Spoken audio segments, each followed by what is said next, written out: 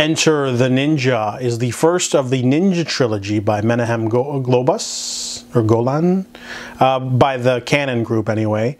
The second and third entry of this unofficial trilogy are cinematic atrocities, but this one is not. This one is a simple action movie. This one is about John. He is a man who likes to wander, and in the opening sequence we have this amazing action sequence where he's dressed in white and he's going up against all these different ninjas, and he's trying to infiltrate a compound and defeats them all, and then essentially is given ninja status. He's sort of given this, and he decides to move on and visit his old friend who is basically married with the land in, I think, Manila. However, there's this villainous CEO corporate man who wants to buy the land, a very cliche plot. So he sends his little henchman with a hook to go intimidate the locals and the workers who work on the farm, I guess.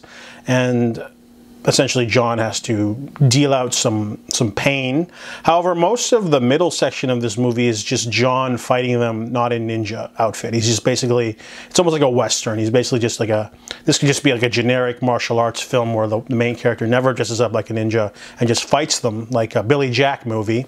So like the middle section of the movie is kind of boring because there is some action, but it's mostly just Franco Nero doing martial arts stuff. And the movie only gets really interesting at the end when they bring in another ninja, and the villain, the cheesy villain, decides to kidnap the girl and have all his men, and then John takes them all on.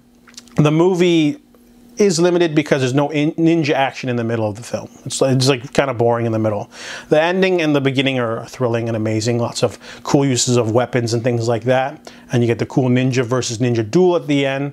So if the movie incorporated the ninja stuff a little bit more, it would have been a better film for me. But overall, there's some really entertaining moments. Susan George is fine as the wife of the friend, and then the villain is so like over the top. He's like this really arrogant sort of like, we can talk, Mr. Ninja, and then he's got Mr. Powell. Mr. Powell's like this British butler guy who's just like really droll and hilarious. He steals the show. He steals the show as like this #1 man. He's all like, good sir, I think I've been injured. And he's got like a shuriken through his hand. So the movie does have some cheesy moments, but it's definitely not a cinematic atrocity. It's just a cheesy 80s action movie. And I give it a 5 out of 10.